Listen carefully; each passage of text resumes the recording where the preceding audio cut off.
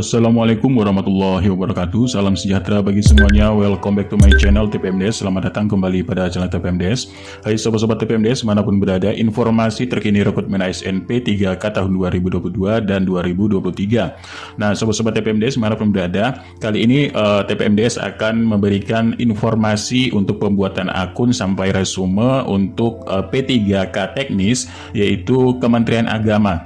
Nah Kementerian Agama ini tidak juga membuka non-ASN ya, baik itu guru, kemudian non-guru. Nah, jadi Kemenak ini masuk ke teknis, tapi juga yaitu guru dan non-guru.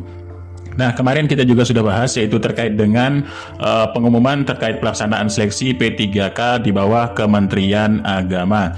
Namun Bapak Ibu di sini masih banyak pertanyaan bagaimana cara pendaftaran untuk P3K Kemenak, baik itu P3K guru Kemenak maupun non-guru Kemenak.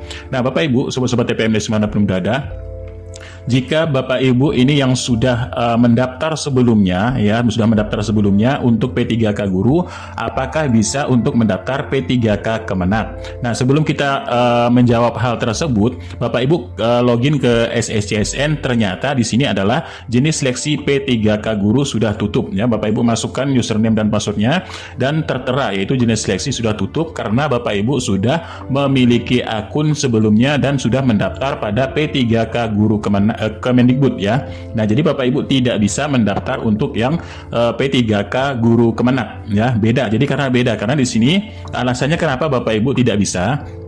Nah, Bapak Ibu bisa melihat informasi tersebut ya melalui layanan informasi dari SSCSN. Bapak Ibu buka SSCSN, di sini ada pertanyaan, apakah saya dapat melamar lebih dari satu jabatan? Jawabannya di sini adalah untuk formasi P3K guru 2022, setiap pelamar hanya dapat mendaftar satu formasi jabatan pada satu instansi. Nah, ini Bapak Ibu ya. Jadi satu instansi, misalkan instansi untuk guru di bawah naungan Kemendikbud ya. Nah, jadi tidak bisa melamar ke di bawah naungan Kemenak ya, walaupun sama-sama guru, tapi untuk Kemenak ini tidak bisa karena di sini harus dalam satu kali periode pendaftaran. Nah, di sini kan juga ada pertanyaan apakah yang dimaksud satu periode pendaftaran? Satu periode pendaftaran ini Bapak Ibu adalah dalam satu waktu. Namun di sini untuk P3K guru Kemenak ya dengan guru dari Kemendikbud ini berbeda untuk pendaftaran dalam satu waktu juga ya, satu waktu artinya di tahun 2022. Artinya di sini Bapak Ibu untuk yang sudah mendaftar di guru Kemendikbud tidak bisa mendaftar untuk di Kemenak Bapak Ibu. Nah, karena periode pendaftaran Kemenak ini adalah periode pendaftaran di Kementerian Agama, ini adalah jenis pengadaannya P3K teknis. Jadi ini berbeda dari periode pendaftaran untuk P3K guru khusus yang dari Kemendikbud. Nah, ini dimulai dari 21 Desember 2022 sampai dengan 6 Januari untuk Kementerian Agama. Jadi berbeda masih dalam satu waktu yaitu di tahun 2022 dan berbeda untuk jenis pengadaannya Bapak Ibu, karena Kemenak ini adalah jenis pengadaannya teknis. Walaupun di dalam pengadaan Kemenak ini ada juga untuk guru Kemenak ya. Nah, ini maksudnya. Nah, jadi ini sudah paham Bapak Ibu ya. Jadi tidak bisa untuk mendaftar yaitu sudah mendaftar P3K Kemendikbud tidak bisa mendaftar ke Kemenak ya, karena harus satu instansi dan dalam satu kali periode pendaftaran. Nah, selanjutnya Bapak Ibu, bagaimana cara mendaftar untuk P3K guru Kemenak ya. Nah, ini sedikit kami jelaskan alasan kenapa untuk yang guru Kemendikbud ini tidak bisa mendaftar untuk Kemenak, karena juga di sini Bapak Ibu SSCSN-nya terintegrasi dengan Dapodik. Makanya tadi muncul tulisan yaitu terkait tulisan jenis seleksi P3K guru ini sudah tutup. Nah, karena dia NIK-nya terintegrasi Bapak Ibu, terintegrasi melalui data Dapodik, data aplikasi Dapodik. Jadi NIK Bapak Ibu ini sudah masuk kepada aplikasi Dapodik. Jadi beda pendaftarannya dengan P3K Kemenak. Kalau P3K Kemenak ini adalah membuat akun ya, membuat akun terlebih dahulu dan mengunggah dokumen pada SSCSN serta pemilihan formasi. Nah, Kemenak ini baru buka dan baru pembuatan akun ya. Jadi tidak tata cara pendaftarannya tidak ada bagi yang sudah memilih akun ini, tidak ada Bapak Ibu ya, yang sudah sudah memiliki akun ini tidak ada. Jadi semuanya membuat baru akun terbaru semuanya. Nah, jadi untuk pemilihan formasinya boleh memilih satu pilihan formasi ya. Jadi hanya boleh memilih satu formasi. Nah, ini adalah perbedaannya Kemendikbud dan untuk Kemenak Bapak Ibu. Nah, kalau untuk Kemenak sendiri Bapak Ibu bisa login ke SSCSN untuk pendaftaran P3K Kemenak ya. Masukkan di sini Bapak Ibu username NIK ya, NIK KTP ya, sesuai KTP, kemudian nomor keluarga atau nomor kakaknya, nama lengkap, tanggal lahir ya, tempat lahir, tanggal lahir Bapak Ibu sesuai dengan format ini, nomor HP yang masih aktif serta email dan masukkan kode CAPTCA tersebut. Nah, Bapak Ibu akan diarahkan pada laman selanjutnya yaitu laman untuk pendaftaran akun. Nah, pada periode pendaftaran akun ini Bapak Ibu sudah tertera tadi yang sudah kita masukkan baik itu NIK, nama, HP ya. Dan di sini nama tanpa gelar untuk yang sesuai ijazah, artinya tidak menggunakan gelar Bapak Ibu. Di sini untuk nama yang tanpa gelar, dan Bapak Ibu juga bisa memasukkan password. Password ini kombinasinya huruf kecil, huruf besar dan angka serta spesial karakter bisa Bapak Ibu. Yang penting Bapak Ibu bisa mengingatnya. Dan masukkan kembali konfirmasi serta di sini ada pertanyaan pengaman 1 dan jawaban pengaman 1. Nanti ada pengaman 2 juga Bapak Ibu. Nah, tempat tanggal lahir sesuaikan saja dengan KTP ya. Kemudian kabupaten atau kota yang lahir di sini misalnya kabupaten mana ataupun kota mana ya. Ini untuk pengaman 2, misalkan di sini jawaban untuk pengaman 2 dan masukkan kode CAPTCA. Nah, Bapak Ibu sebelum itu Bapak Ibu mengupload yaitu untuk KTP Bapak Ibu ya. Di sini KTP ini maksimal 200 KB, formatnya adalah JPG atau JPEG. Nah, Bapak Ibu di sini aktifkan kamera pada komputer Bapak Ibu ya. Untuk mendaftar di sini aktifkan kamera untuk swafoto yang benar adalah yang seperti ini Bapak Ibu ya. Nah, jadi contohnya untuk swafoto Bapak Ibu, nah misalkan seperti ini. Ini ya sama ya Bapak Ibu, setengah ambil setengah gini ya.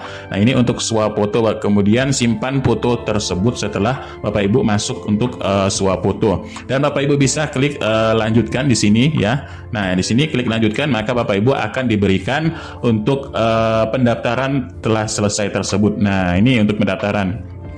Nah, lanjut setelah Bapak Ibu mendaftar, Bapak Ibu lanjut untuk login kembali ya. Login kembali ke SSCSN dengan username ini NIK Bapak Ibu dan password yang sudah Bapak Ibu buat tadi.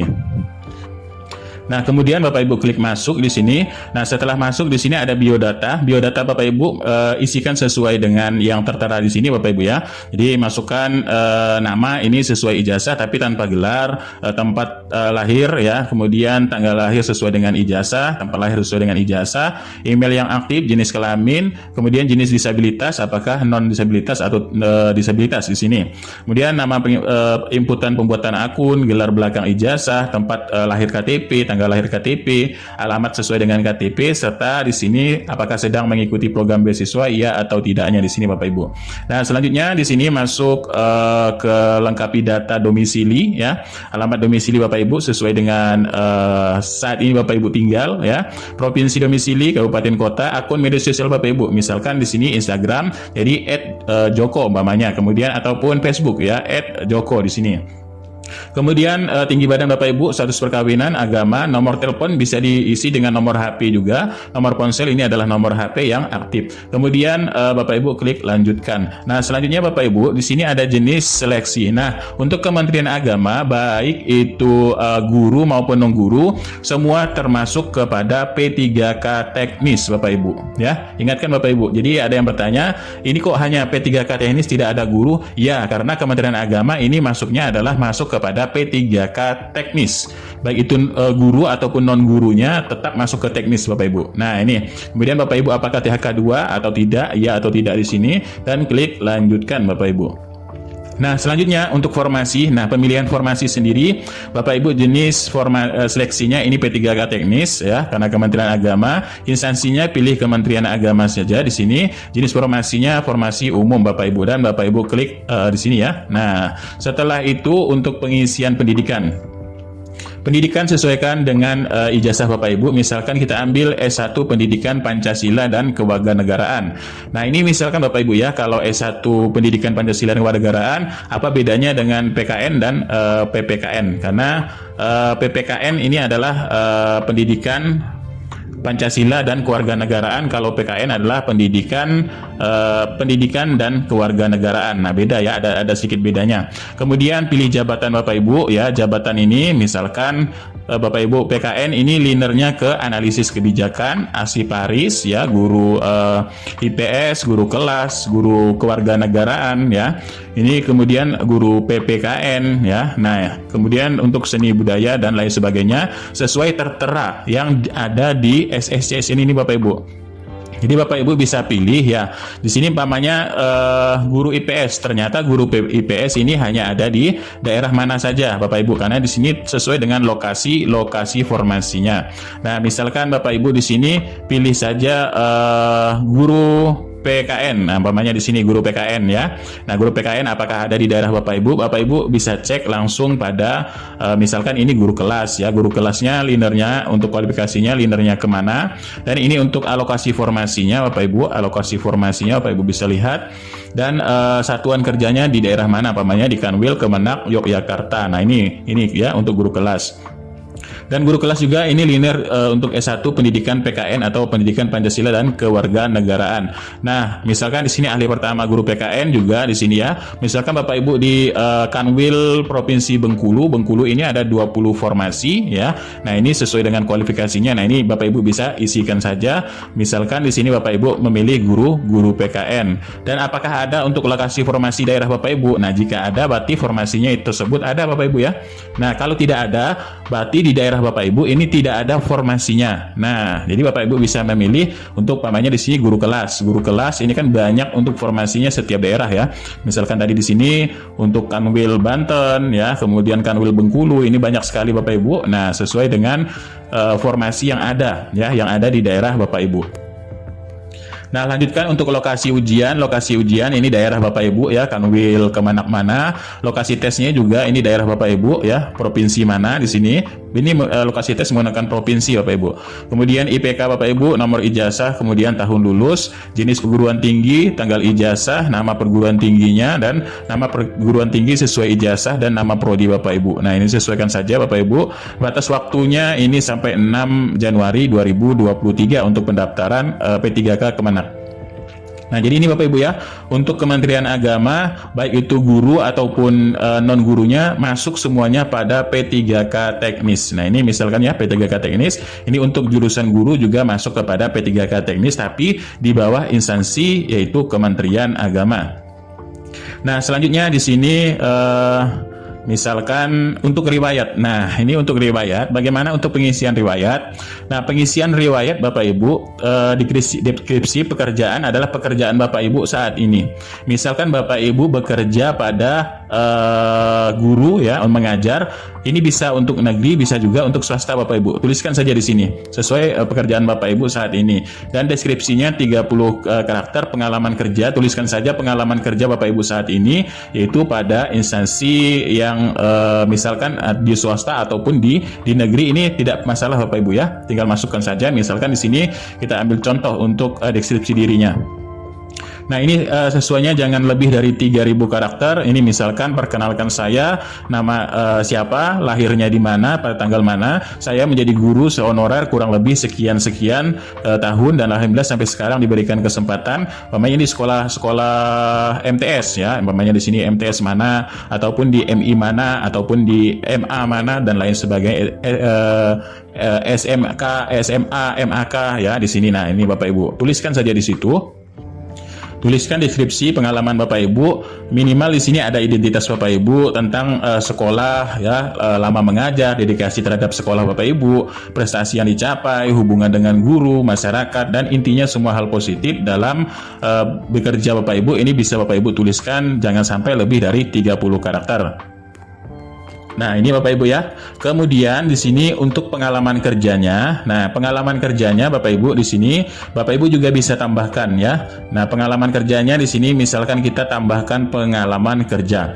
Nah, pengalaman kerja sendiri Bapak Ibu di sini pengalaman kerja. Misalkan Bapak Ibu bekerja pada instansi pemerintah, artinya ini yang sekolah negeri misalkan untuk guru ya, sekolah negeri. Tapi kalau Bapak Ibu sekolahnya ini swasta ya, swasta ini Bapak Ibu kosongkan saja ya. Nah, ini untuk instansi pemerintahnya, ini Bapak Ibu kosongkan saja, pamannya di MTS swasta, pamannya di sini. Jadi Bapak Ibu isikan di sini Yayasan Nahdlatul Ulama ataupun yayasan mana. Nah, ini untuk yang swasta Bapak Ibu. Untuk sekolah swasta, jabatannya Bapak Ibu pamannya guru matematika ya di sini. Kemudian tanggal mulainya tanggal berapa, tanggal selesainya berapa.